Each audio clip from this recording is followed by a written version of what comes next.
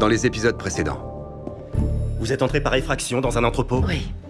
Je peux pas grand-chose pour lui. Il travaille pour un autre gouvernement. Wells, Non, je te raccompagne. ça me touche. Vous trouvez crédible qu'un sous-traitant se dise qu'en soudoyant ma mère, il parviendrait à ses fins? Nous avons des éléments qui pourraient... Laissez penser que ma mère a commis un délit. Est-ce que tu as accepté un pot de vin? Oui. C'est une transgression que ta mère a faite il y a 30 ans pour essayer de sauver son mari. Alex, les gens comprendront. C'est une convocation du FBI. C'est pour votre mère.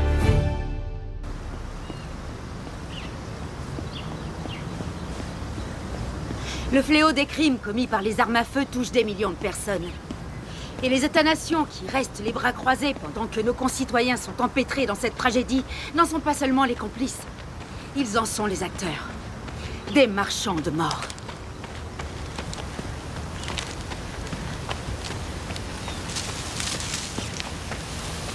Il y a quelqu'un? Il y a quelqu'un?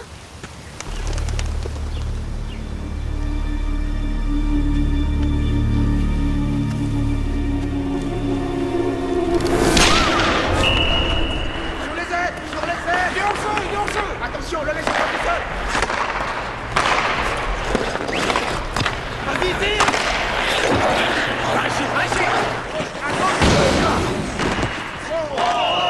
Ça va, monsieur le président? C'est un peu faiblard, sénateur. Et je croyais qu'on formait de bons joueurs au Minnesota.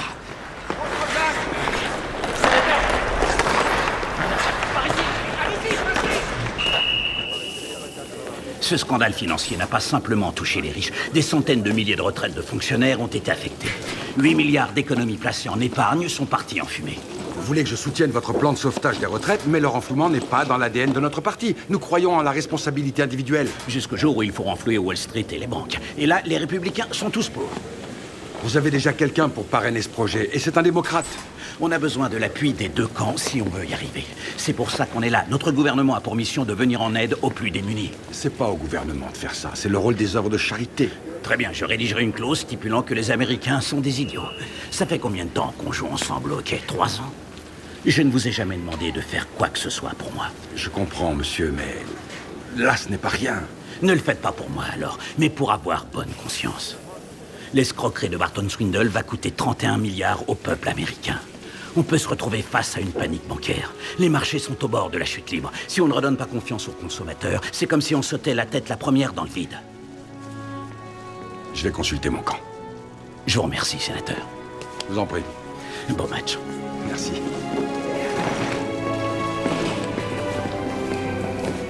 Monsieur, un membre du Parlement anglais vient d'être tué dans un parc. J'ai la première ministre en ligne. Madame la ministre. Pourquoi un membre du Parlement faisait son jogging dans Rock Creek Park ce matin? Charlotte Thorne représentait la Grande-Bretagne au G20 cette semaine. On parlait d'elle comme la future première ministre. Et on sait quoi pour l'instant? Eh bien, pour l'instant, pas grand-chose. On lui a tiré une balle dans la tête et la police n'a trouvé aucun témoin. Est-ce qu'elle avait des ennemis? Énormément. Elle prenait position sur tous les sujets, depuis le droit des femmes jusqu'à la vente des armes illégales, en passant par les entreprises frauduleuses. On est déjà en train de recevoir des appels de dirigeants étrangers complètement affolés qui menacent de se retirer de la conférence du G20. Non, faut éviter ça. Le président a prévu de jouer un rôle plus important sur la scène internationale pour ce qui est du Fonds monétaire, de l'environnement et du contrôle des armes à feu. Très bien, je vous tiens au courant. Merci. Les Anglais sont sur les dents. Ils veulent le meilleur agent sur le coup.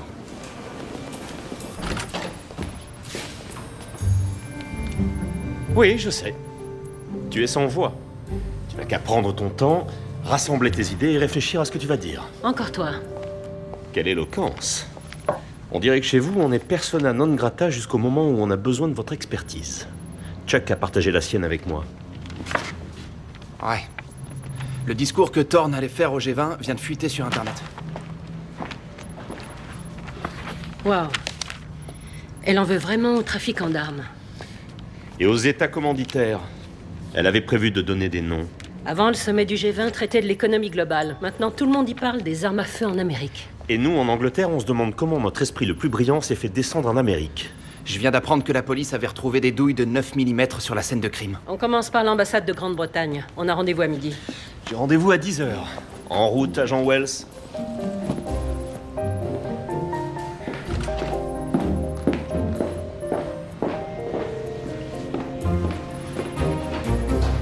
Président Dietrich, je vous assure que chaque participant aura son escorte du Secret Service. Et nous avons renforcé la présence du FBI et de la police partout en ville.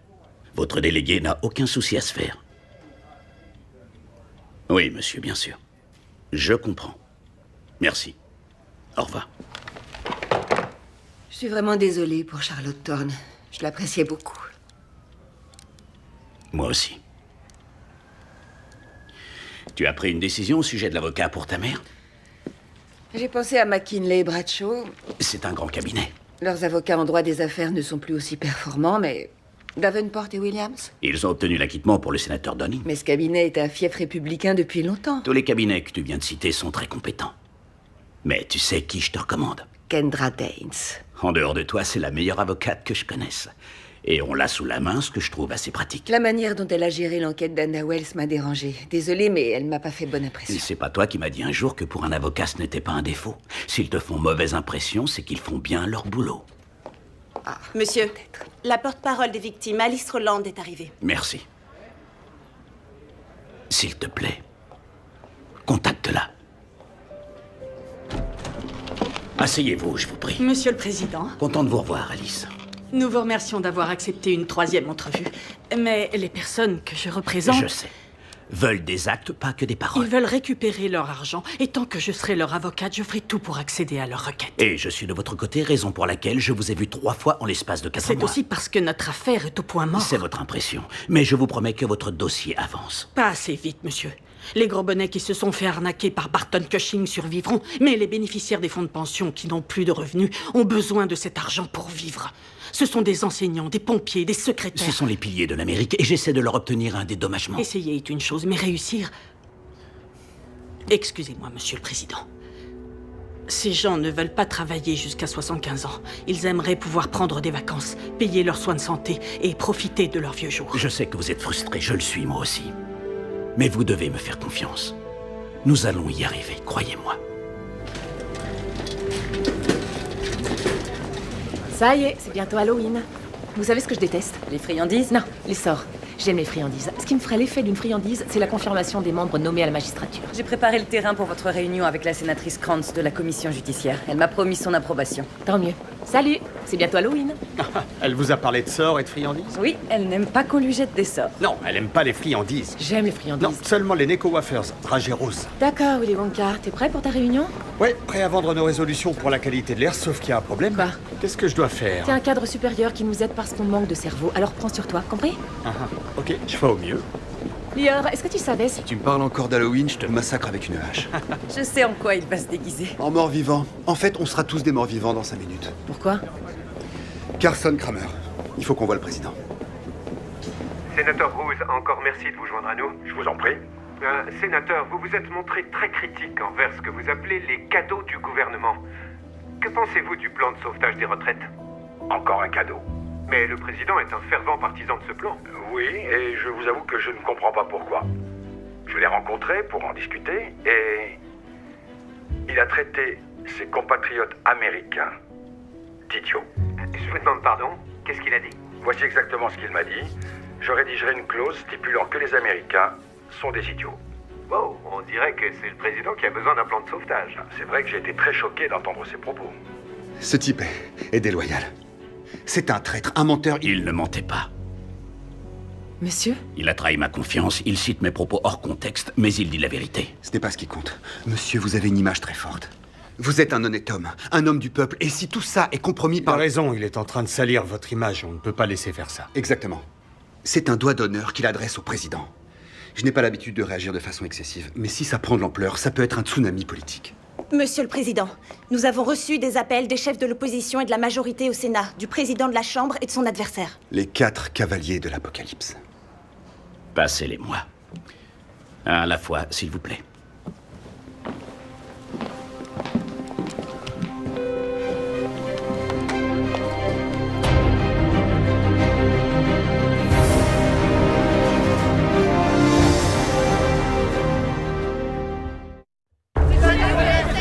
Nos collaborateurs collaborons avec le gouvernement britannique sur l'enquête concernant le meurtre de Charlotte Thorne et nous vous tiendrons informés. Oui. Et pour le sénateur Roose? Je n'ai aucun commentaire à faire. Donc vous ne niez pas que le président... Je vous répète que la conversation entre le président et le sénateur Roose était privée. Je n'ai pas à commenter les conversations privées du président. Ce qui veut dire que vous ne faites aucun démenti? Comment faites-vous pour mal interpréter mes propos? Qu'est-ce que j'ai mal interprété? J'ai lu vos articles, Nathalie, c'est une seconde nature chez vous. Allez, Seth, donnez-nous une information.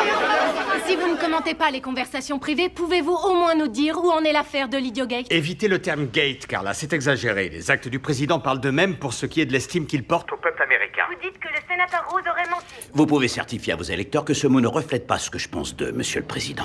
Bien sûr. Merci. Au revoir. Les journalistes parlent d'Idiogate, monsieur.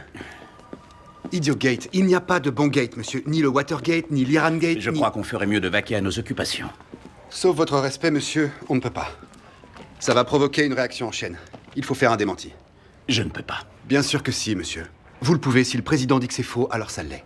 On ne se bat pas contre des propos déformés avec des contre-vérités. Vous dites que j'ai une bonne réputation parce que je suis honnête. Vous voulez que je me mette à mentir? Oui, pour protéger votre réputation. Vous vous rendez compte de ce que vous dites? Je comprends son argument. On n'a pas une grande marge de manœuvre. Il me reste une option. Je vais voir le sénateur Roose. C'est quelqu'un de très bien que je considère comme un ami. On réglera ça. Je m'en occupe. Merci.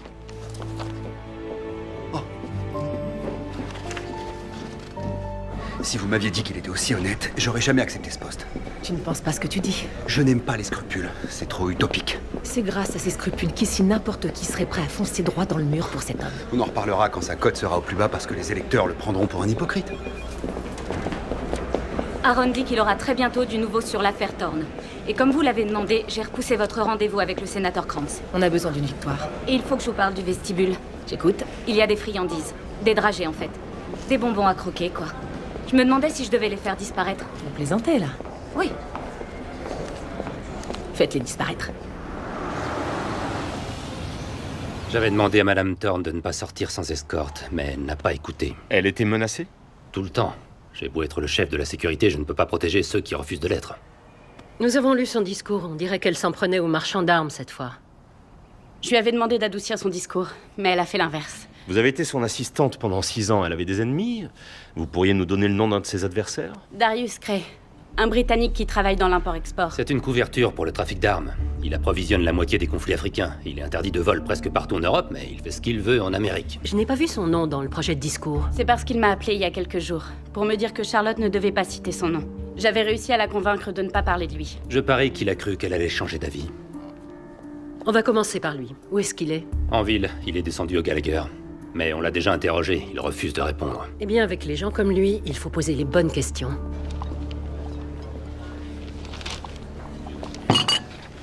Excusez-moi, je n'ai pas commandé ça. En fait, on n'est pas là pour parler du menu. On a quelques questions à vous poser sur Charlotte Thorne, monsieur Cray. Je déjeune avec mon mari. Catherine, remonte dans la chambre.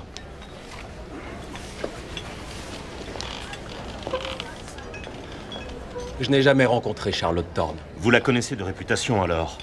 Parce qu'elle avait vraiment le talent de vous pousser à bout. Oui, elle s'était spécialisée dans la calomnie. Je n'aimais pas beaucoup ça. Que faites-vous à Washington? La conférence du G20. J'y vais pour exercer mon métier en toute légalité. Pas selon Madame Thorne. Encore de la diffamation. Vous l'aviez menacée? Seulement de lui faire des procès. J'ai une entreprise de munitions dont le chiffre d'affaires dépasse les 100 millions. Je paie des impôts. Je respecte scrupuleusement les lois en vigueur. Et certaines personnes s'acharnent à me faire passer pour le monstre que je ne suis pas. Bon, écoutez, on n'est pas de la police locale ni fédérale. Vous ne pourrez pas vous débarrasser de nous avec vos formules. Dites-nous où vous étiez à 6 heures ce matin et on vous laisse tranquille. Non, vous me laissez tranquille maintenant. J'ai les meilleurs avocats de cette ville à mon service. Refaites-moi ce coup-là. Et je vous attaque pour harcèlement. On l'a démasqué? Eh ben, on va pas tarder à le savoir. 14 postes vacants de longue durée en cour d'appel fédéral, c'est une honte nationale. Régler ce problème est une priorité pour notre administration. La liste de nos candidats est modérée. Nous les avons spécifiquement choisis pour qu'ils représentent les deux camps. On se place au-delà de l'esprit des partis. On aimerait répondre présent. Et pourquoi vous ne le faites pas? Pendant les entretiens préliminaires concernant les juges, le président avait une position très différente. Sa politique centriste prenait de l'ampleur. On pensait qu'il méritait d'être écouté. Mais c'est le cas. C'est le président. D'une nation d'idiots. Vous êtes sérieuse, sénatrice? Je connais les effets de cette remarque dans mon état. Ce sera pire si je me mets à rallier le camp du président. Sénateur, Mettez une seconde la politique de côté. Vous êtes avocate. Vous savez que chaque personne sur notre liste est éminemment qualifiée. Oui, mais celle-là aussi.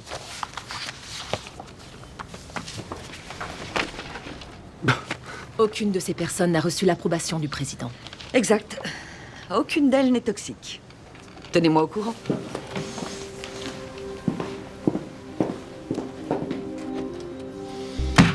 Je crois que je déteste les avocats. Je crois que le procureur fait une erreur en citant ma mère à comparaître. Qu'est-ce qui vous fait dire ça? Il n'y a aucune preuve d'une quelconque activité répréhensible. C'est comme cette tentative de l'associer à une espèce de complot impliquant des dessous de table et Eric Little. C'est tout simplement ridicule. D'accord, mais ne laissez pas l'émotion prendre le dessus. On est en train de parler de ma mère, Kendra. Je comprends, mais John Forstall est un ancien procureur et il se servira de vos émotions contre vous. Ça prouverait qu'on essaie de cacher quelque chose. Oui. Il faut faire preuve d'une froideur clinique. S'en tenir aux éléments essentiels de ce document est notre meilleur espoir de gagner la bataille. J'ai besoin de savoir que ma famille est protégée. Et quand je vous écoute, je ne suis pas totalement convaincue que vous compreniez mon inquiétude. Je comprends.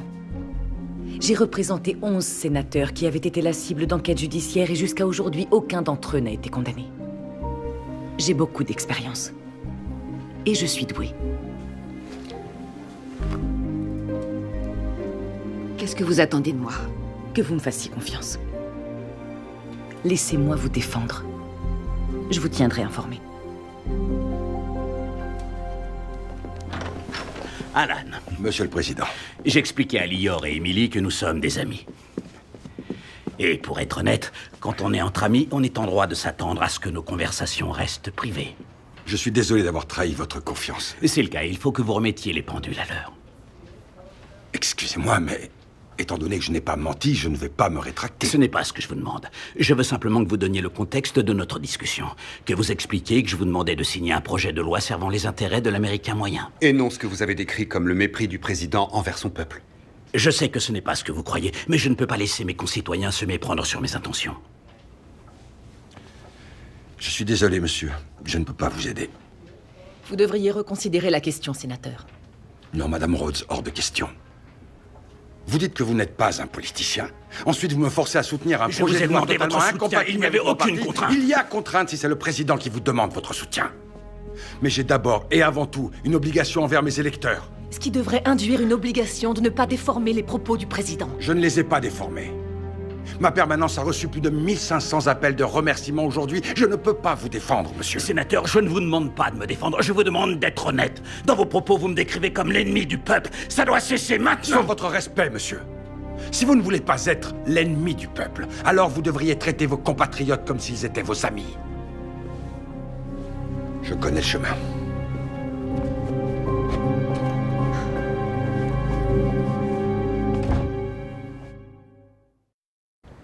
Qui aurait pu croire que l'homme du peuple, Tom Kirkman, n'était qu'un snob?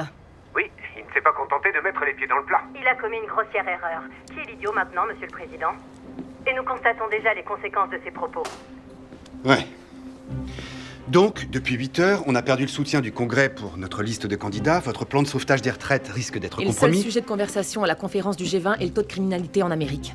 Et que dit la presse? Le Post et le journal vous tombent dessus. Avec l'Idiogate, le Times, lui, fait un édito sur l'échec de l'administration à freiner la vente d'armes. La tempête s'abat sur nous, monsieur. Nous devons prendre des mesures d'urgence. Trouver l'assassin de Thorne est une partie de la solution. L'autre partie consiste à contrer l'affaire de l'Idiogate. Je comprends que cette affaire nous cause du tort. Non, monsieur, c'est bien pire que ça. Cette affaire vous a rendu radioactif et la situation ne fait qu'empirer pour l'instant. D'accord. Qu'est-ce que vous suggérez? Une enquête sur le sénateur Rose. C'est une solution miracle. Ça stoppera l'hémorragie. Il n'y a pas de solution miracle, ça se saurait. Il faut qu'on stabilise votre base, monsieur. Si je m'engage dans cette voie, je ne pourrai plus faire demi-tour, c'est non. Monsieur le Président. Il va falloir trouver un autre moyen. Merci, monsieur.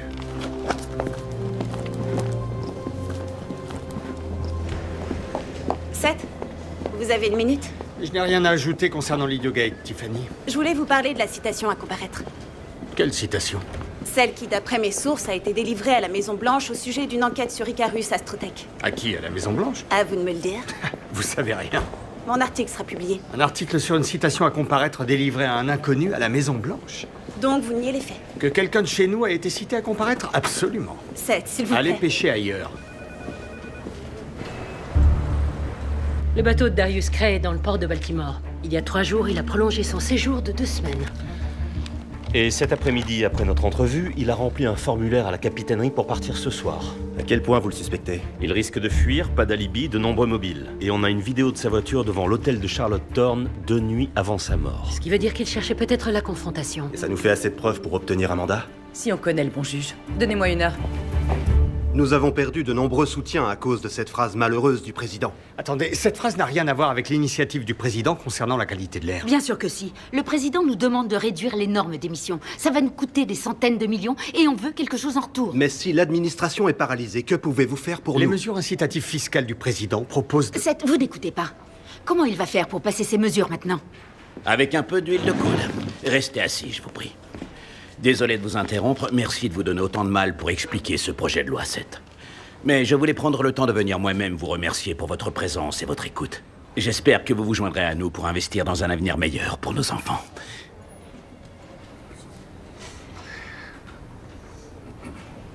Bien. Il y a plus chaleureux comme accueil. Je dois reconnaître que je m'attendais à plus de soutien de votre part. Mes voitures sont électriques. J'ai retardé l'automatisation de mes usines à votre demande. J'ai déjà donné. Oui, je sais. Et avec générosité. Mais vous êtes leader dans votre secteur. Votre silence était vraiment très parlant. Si vous avez ressenti un manque d'enthousiasme, vous avez raison. Les personnes dans cette pièce veulent savoir s'ils soutiennent un vainqueur. C'est pour un mot qu'ils en font des tonnes. Non, il ne s'agit pas simplement d'un mot.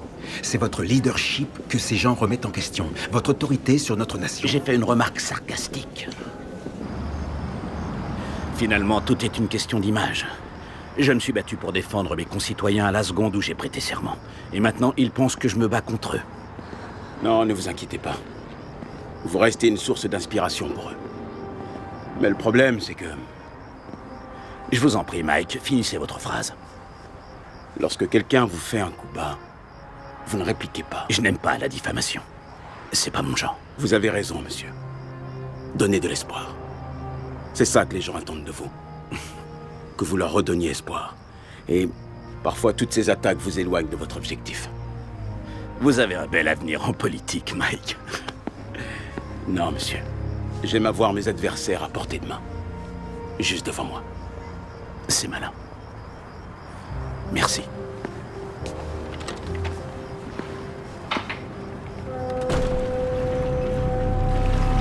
Une décharge de la marchandise.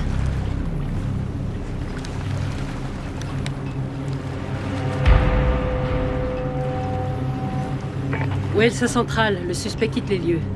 On va aller inspecter l'intérieur du bateau.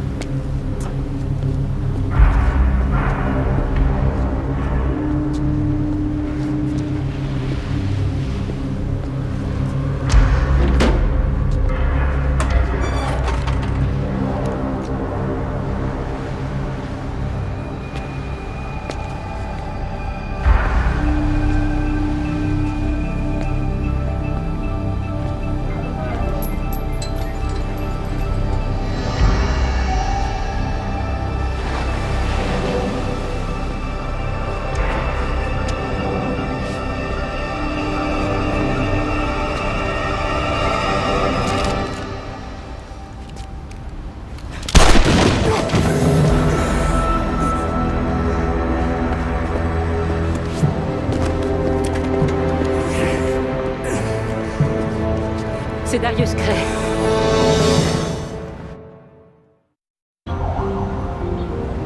Dans le bateau de Cray, il y avait 5 millions de dollars de munitions qu'il allait vendre au marché noir. Tout laisse à penser qu'il avait un accord secret avec des délégués du G20 pour armer des insurgés. Son arrestation fait la une. Bombay l'accuse d'avoir armé les rebelles tamouls et les Français l'accusent d'avoir vendu du C4 aux séparatistes basques. Et c'est nous qui allons le livrer à la justice. C'est excellent. Ce n'est pas ce qui compte. Le plus important maintenant, c'est de savoir s'il a un lien avec le meurtre de Thorne. Le pistolet retrouvé sur lui est du même calibre et du même modèle que celui dont on s'est servi pour Charlotte Thorne. Il est à la balistique. Cray a parlé? Non, monsieur. Il est à l'hôpital, il a appelé son avocat. Je vous tiens au courant dès que j'en sais un peu plus. Ok. Il faut faire une conférence de presse. Dès qu'on a des nouvelles de la balistique. Concentre-toi sur l'arrestation d'un gros trafiquant d'armes. Qui pourrait être l'assassin de Charlotte Thorne. Ce que tu veux. Pourvu qu'on sorte de l'Idiot Gate. Tu lis la presse parfois? Non, j'ai mes infos par pigeon voyageur. Ça va. Apparemment, le débat est animé en ce qui concerne la marche à suivre pour qu'on retrouve un nouvel élan. Oui, je vois ça. Et j'ai une idée. J'aimerais faire un SLR. Un sur la route? Oui, j'aime bien l'idée, mais j'aime pas le risque. Trop de variables échappent à notre contrôle. On devrait faire un face-à-face. Avec Carson Kramer dans le même format que quand Rose a porté ses accusations? Je ferai paraître l'enquête sur Rose juste avant, histoire de préparer le terrain. Lior, démolir un individu ne m'a jamais intéressé, c'est compris. Excusez-moi, mais vous êtes obligé de vous défendre. Si le problème est que j'ai perdu contact avec le peuple, il faut que je défende mes arguments en montrant au peuple que je me bats pour lui. Je veux faire un SLR. À l'heure du déjeuner. Entendu. Ok, on a 3 heures devant nous. Je ne veux laisser aucun détail au hasard. Au snack, il prendra un hamburger. Je ne veux rien de risqué au menu. Pas de choses sophistiquées, pas de profiterole. Les snacks servent pas de profiterole? Ouais, c'est pas faux. On devrait choisir l'assistance. Oui, un savant mélange de gens ordinaires et de retraités qui ont perdu tout leur argent. Des pro-Kirkman. D'accord, je vais les sélectionner. Émilie, à la logistique. 7. Bah, fais tes trucs avec tes mots. Ouais, j'aurai un mot à te dire. Ne vous en faites pas. Bonjour, Kendra. Madame Kirkman, je ne m'attendais pas à vous voir. Il fallait que je vienne. Bien sûr, c'est tout à fait votre droit. Cindy, réservez une chaise pour Madame Kirkman dans la salle. Oh, je voudrais vous assister. Je vous retrouve à l'intérieur. Désolée, mais je ne crois pas que ce soit une bonne idée. Et pourquoi pas? Parce qu'on est là pour une citation à comparaître délivrée à votre mère. Oui, tout à fait. Et c'est précisément pour ça que je vous recommande de ne surtout pas vous impliquer, en raison de vos liens de parenté. Je comprends tout à fait votre inquiétude, mais je veux que vous compreniez aussi la mienne. C'est au-dessus de mes forces. Rester les bras croisés pendant que le sort de ma famille se joue devant moi, c'est impossible. S'il y avait le moindre problème, je ne me le pardonnerais jamais. Je suis sûre que vous comprenez. Oui, madame. Merci. En citant ma cliente à comparaître, ils allaient à la pêche aux informations. Le simple fait de vouloir obtenir des documents de la belle-mère du président n'a rien à voir avec la pêche 30 années de documents. Le tout au service d'une théorie farfelue et alambiquée de pots de vin versés sur plusieurs dizaines d'années. Théorie au sujet de laquelle M. Forstall n'a aucune preuve. Si nous en avions, nous n'aurions pas besoin de citations à comparaître. Mais nous n'avons toujours pas de preuves indiquant qu'un délit a été commis. Un délit a été commis. C'était il y a 30 ans. Madame Kirkman, est-ce que vous comparaissez en tant qu'avocate? Oui, madame la juge. Mentionnez-le au procès-verbal. Un délit a été commis il y a 30 ans. Un délit qui ne peut plus être imputé à ma mère. Un délit lié à un complot dont l'enquête est toujours en cours. Oui, je suis au courant de cette enquête. Je crois que ce que ma collègue aimerait souligner, c'est qu'il s'agit de poursuites abusives. Comment la délivrance d'une citation à comparaître peut-elle être abusive? Dans le fait de suggérer que ma mère puisse être impliquée dans un sordide scandale de corruption. D'insinuer qu'elle pourrait être impliquée dans le meurtre d'Eric Little, un homme qu'elle n'a pas vu depuis 30 ans. Pourriez-vous nous accorder 10 minutes afin que je m'entretienne avec ma collègue? Je crois que c'est une excellente idée. Madame Kirkman, on avait convenu de s'en tenir à des arguments techniques. Mais pas aussi aseptisés. Vous voyez bien que vous êtes bloqué. Le meilleur moyen de gagner, c'est d'invoquer la portée excessive de la citation. Je ne suis pas du tout d'accord. Cette convocation est basée dès le départ sur une supercherie, une pratique illicite. Oui, ce sont les arguments que je vais devoir développer vu qu'on ne peut plus jouer sur le vice de procédure. Très bien, développez. Je le ferai, mais sans vous à mes côtés. Je vous demande pardon? Madame, vous m'avez demandé de plaider. Et je le ferai du mieux que je peux, mais je ne peux pas continuer si vous me mettez des bâtons dans les roues. Mais voyons, c'était pas mon intention. Vous avez vu le résultat. Si vous voulez plaider la requête, faites-le, je vous en prie. Mais si c'est moi qui plaide, vous devrez me laisser faire, sans ingérence.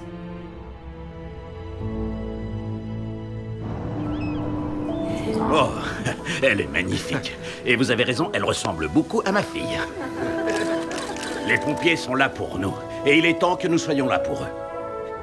Alex, vous avez tort pour les Redskins. Mais vous avez raison pour tout le reste. Ça veut dire que vous allez goûter à mon chili? Non, il n'y a aucun risque. Ça va. Je crois qu'elle voulait me parler de la réforme de l'éducation. Ne t'inquiète pas, je m'en occupe, tu as ma parole. J'ai jamais vu quelqu'un d'aussi doué avec un auditoire. C'est parce qu'il a pas à se forcer. C'est sa vraie nature.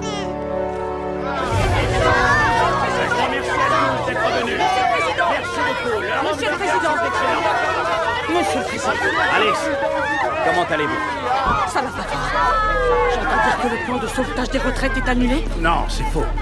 Les gens que je représente veulent garder espoir. Est-ce que vous pouvez me promettre que vous les sortirez de cette impasse? Non, je ne peux rien vous promettre. Vous avez raison, Monsieur le Président, nous sommes des idiots.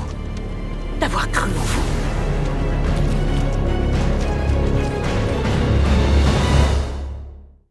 Merci, Joanne. Après tout, c'était pas si mal. Non, elle a raison, c'était catastrophique. Oui. Donc, vous avez déjà perdu en prestige auprès du Congrès. Et l'obstruction à vos candidats à la magistrature a eu le même effet qu'une bombe. Tout votre agenda législatif est en péril. C'était une plaisanterie. On ne peut plus être sarcastique. Disons, pour dire les choses simplement, que ça peut faire la une pendant une journée, ou bien 10. Soit on enterre cette histoire aujourd'hui, soit c'est elle qui nous enterre. Émilie ? Le milieu des affaires quitte le navire, les médias se retournent contre vous. Si demain, à notre réveil, l'Idiogate fait la une, la spirale peut être irréversible. Mais enfin, c'est totalement ridicule. Il y a forcément une solution. Oui, il y en a une. Elle est devant vous, sur la table basse.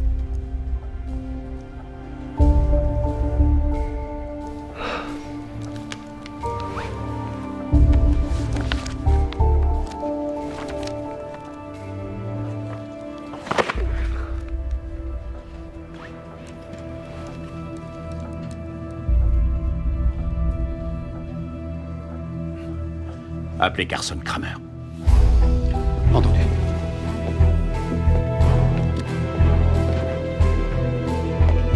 Le fondement de cette citation à comparaître est une perquisition Le illégale. 4e amendement n'est aucunement applicable à l'accès aux documents liés à une entreprise qui, de l'aveu de Madame Booker, lui a versé un dessous de table. Il y a présomption. J'aimerais entendre Maître Daines. Maître Forstall a raison, il a un motif raisonnable pour citer à comparaître. Mais cela concerne plutôt Anna Wells, qui a pris un dossier médical sur une scène de crime. Je ne vois pas en quoi ça invalide la comparution. Le dossier médical a été obtenu illégalement et sans mandat. Un fruit de l'arbre empoisonné? Oui, Madame la juge. Vous vous plaignez des agissements de l'agent Wells. L'agent Wells travaille pour la Maison-Blanche. Mais pas Madame Booker. Pourquoi une avocate de la Maison-Blanche la Peu représente? importe qui la représente, ce qui importe, c'est la violation de ses droits.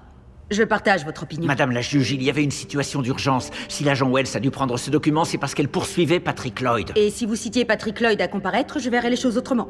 Mais ce n'est pas le cas. Et en conséquence, je vous accorde la requête en annulation.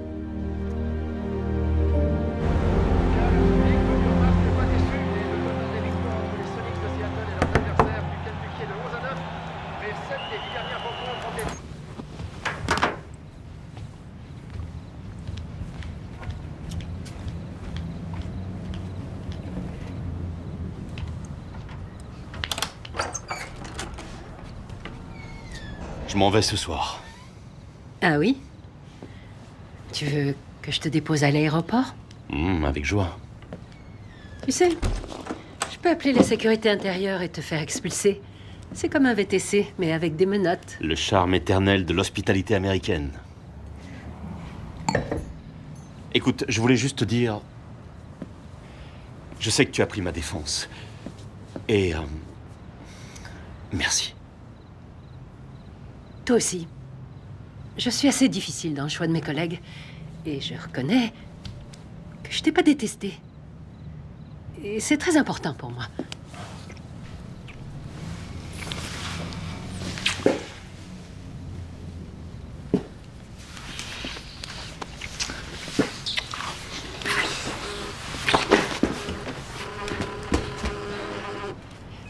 Oui. Bien sûr. Je crois que je sais où trouver Damian. D'accord, à tout de suite. Il y a du nouveau dans l'affaire Thorne. Aaron Shore veut nous voir tout de suite.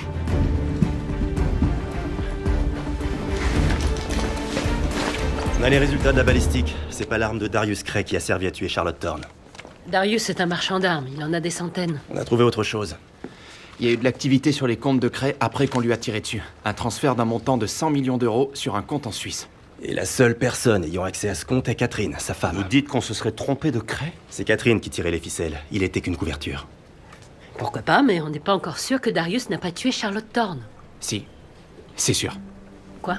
Regardez ça. Ces images ont été filmées hier matin.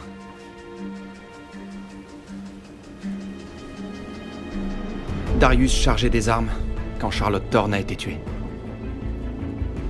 Ce qui signifie que je dois dire au président que notre enquête reprend. Et que vous devez vous remettre au boulot.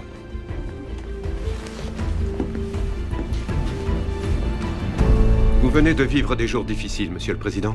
Oui, j'en conviens. Mais vous ne m'entendrez pas me plaindre une seconde. Parce que je sais qu'il y a des gens qui sont vraiment dans une situation difficile en ce moment. Je sais que vous voulez répondre au sénateur Roos et à ses déclarations incendiaires. Il vous accuse d'avoir traité les Américains d'idiots. La parole est à vous. Merci. Je crois que mes compatriotes doivent être informés à propos du sénateur Roos. Ils doivent savoir que...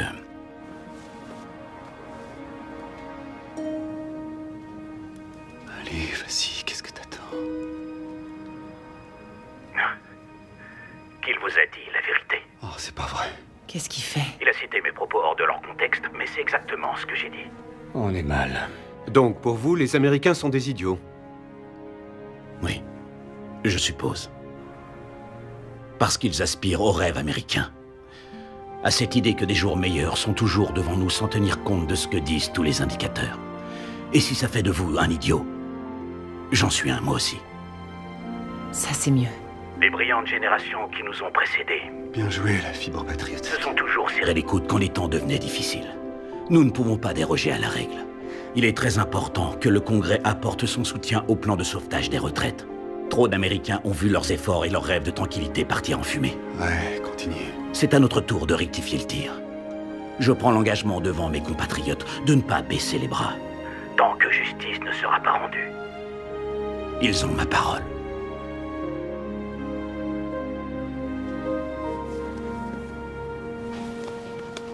J'appelle nos sondeurs.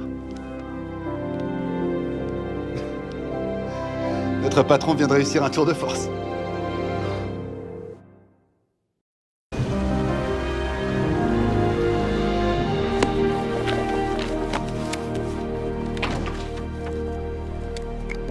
Merci de me recevoir, monsieur. Il va falloir faire vite, sénateur. Je n'ai pas beaucoup de temps à vous consacrer. Je comprends. Je voulais que vous sachiez que j'ai décidé de soutenir votre plan de sauvetage des retraites, monsieur. Ah oui. Tout à fait. J'espère que personne ne vous a forcé à changer d'avis. Je ne m'attends pas à ce que vous pardonniez mon opportunisme. J'ai une explication, pas une excuse. Et je vous écoute. Sonia est atteinte d'un cancer des ovaires. Oh mon Dieu.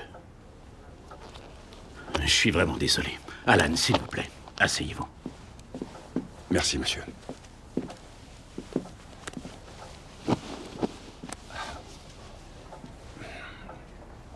Ça dure depuis 2 ans. On a connu des hauts, des bas, des tensions. Et j'ai trouvé du réconfort ailleurs. Une liaison? J'ai mis fin à cette liaison. Sonia et moi, on voit quelqu'un pour remonter la pente. Mais mon couple ne tient qu'à un fil, malheureusement. Et les enfants... Je suis sincèrement désolé. On a tous une croix à porter. Et je dirais que j'avais besoin d'une victoire. J'étais désespéré. L'occasion s'est présentée. Alan. Désolé, monsieur le président. Merci d'être venu me voir et de m'avoir expliqué tout ça.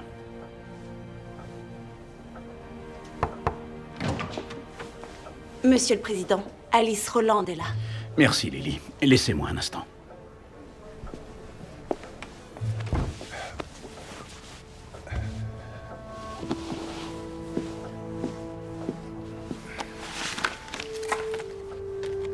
Je veux que vous regardiez ça.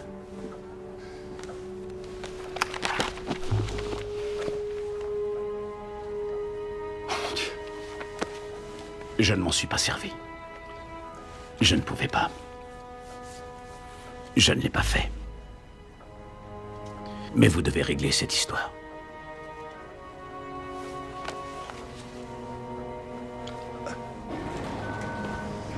Et notre patron a plus de vie qu'un chat. Heureusement pour nous, on est ses chatons. Pour une fois, on bossera pas jusqu'au bout de la nuit. Repasse quand tu veux, on peaufinera nos métaphores autour d'un bol de lait. Ça me va. Hey. Tu fais quoi?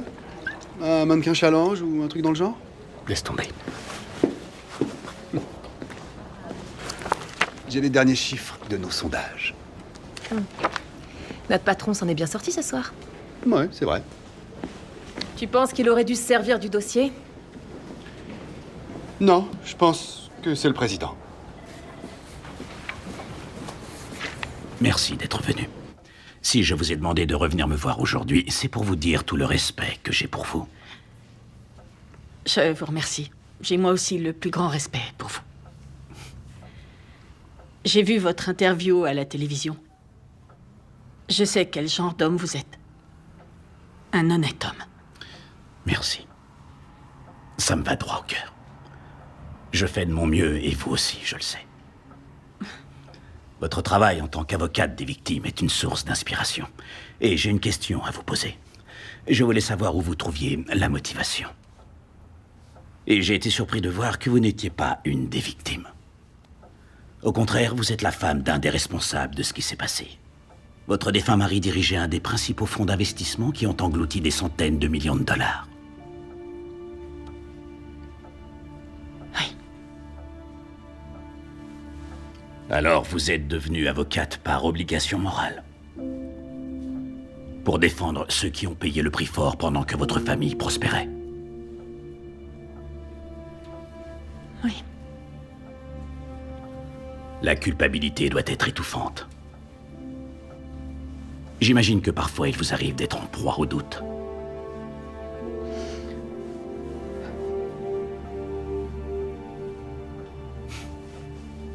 C'est ce que je ressens chaque fois que j'entre dans ce bâtiment. Quand je m'assieds sur cette chaise et que quelqu'un me dit « Monsieur le Président », simplement parce que j'ai survécu. Parce que j'ai eu de la chance. Vous savez ce que les gens comme nous sont censés faire de ce genre de chance? Non, monsieur. Passer le relais. Je vous promets, ou plutôt, je vous donne ma parole, que je ferai tout ce qui est en mon pouvoir pour passer le relais. Et je sais que vous le ferez aussi.